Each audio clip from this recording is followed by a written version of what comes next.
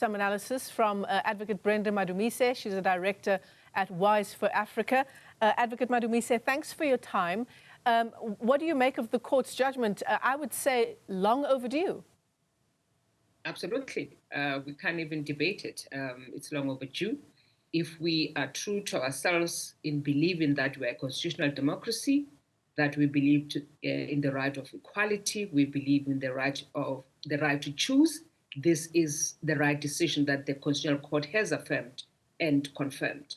So we're not, I was hoping for that, because if you truly look at it, Section 26, 1A to C, it was unconstitutional because it was specific. It mentioned a woman. So it means that anyone who was not a woman could not, it's not provided for and was not provided for in that act. And so you had to change that.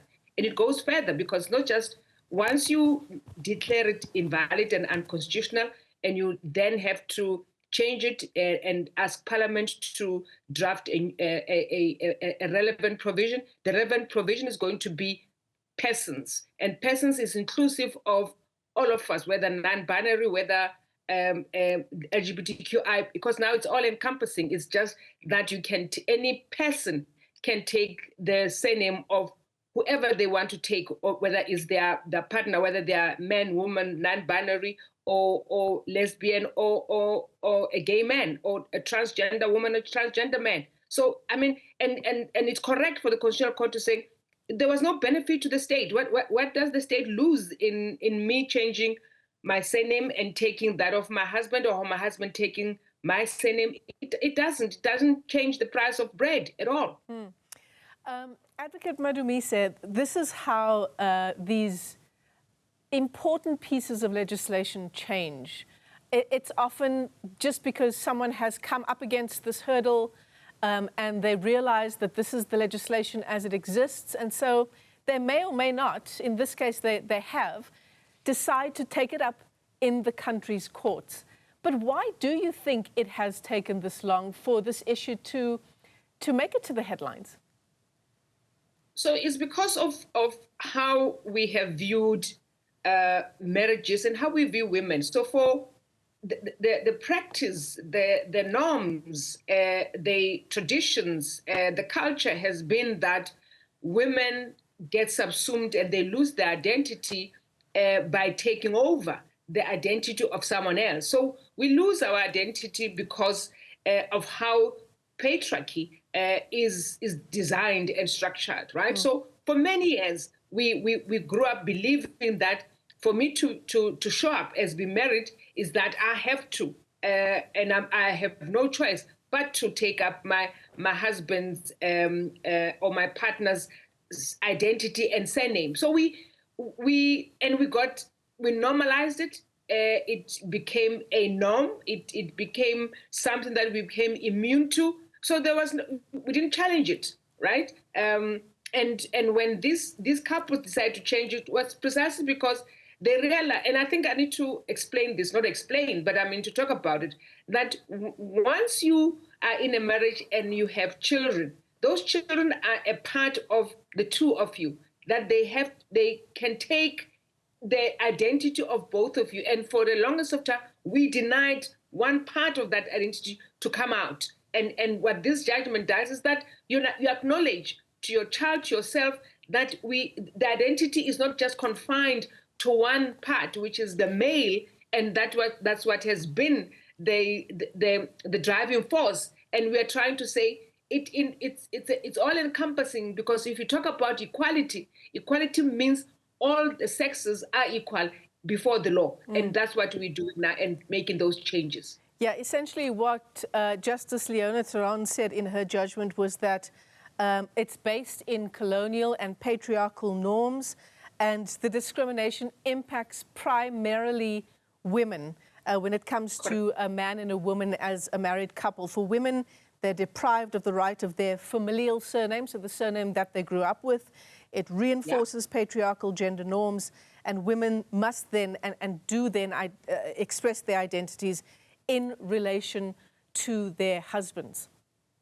Yeah, Correct. I mean, she's spot on, and that's what has been going on for over 100 years. That we've been stripped of our identity, and now that you are in a constitutional democracy that gives you the right to choose, and I mean we need to understand that right, the right to choose, the right to decide how I want to live my life, how I want to be defined, how I want to be known. It's sacrosanct. It's in the Constitution.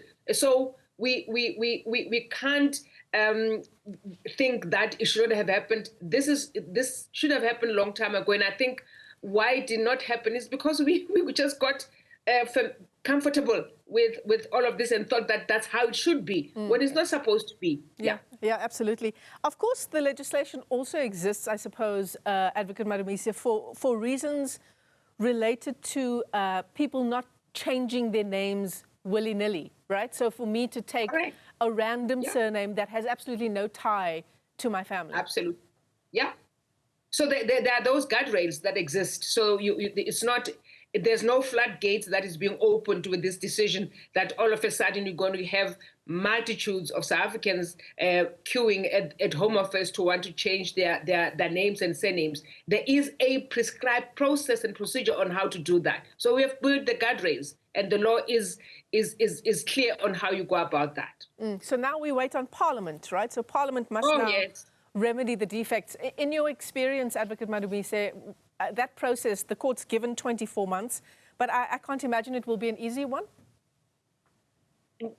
It shouldn't be complicated, right? I mean, and I'm appealing to our elected officials. This is not complicated.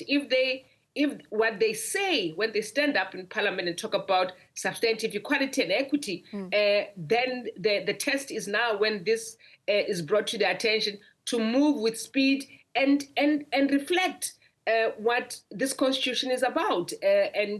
So with 24 months, I think is reasonable. It can be achieved within 24 months. It's just for them to apply their mind. They can't come with excuses why it can't be done. I mean, you know, we are approaching local government elections next year. They need to move with speed to do that. I mean, I think we can't have a parliament that is a delinquent, a constitutional delinquent themselves, when they have been given an order and a directive by the apex court, and then they sit on their laurels and not act. So I'm appealing to them to act, not just on this one, on many other things that they're supposed to act. They can't, be comfortable and keep on shouting and screaming in Parliament and not active in changing the lives of many South Africans, albeit small, right? And in your view, it might be insignificant, but to other individuals, it is significant, and you act in the interest of every South African, not just a selected few. Look, Advocate Madumise, I think weddings are going to look a lot different in the future. I wonder if Home Affairs is now going to be... I think... I wonder if Home Affairs is going to be sieged with a whole lot of couples showing up there wanting to change their surnames one way or another. But listen, I think we need to embrace that is the change. It makes others uncomfortable, and if we were to ask them why are you uncomfortable, you won't get the answer. It's just someone believing that they are entitled. You must take my surname because I'm the man, and there's no rationality to it, right? So let's test all of this and find out why you think you are important and what your name is more important than mine. Some interesting conversations are going to be taking place behind closed doors, given this Constitutional Court judgment. Advocate Brenda Madumise, it's been great talking to you. Thanks very much indeed for joining us this morning. It's our breaking news story this hour. Husbands can now take their wives' surnames.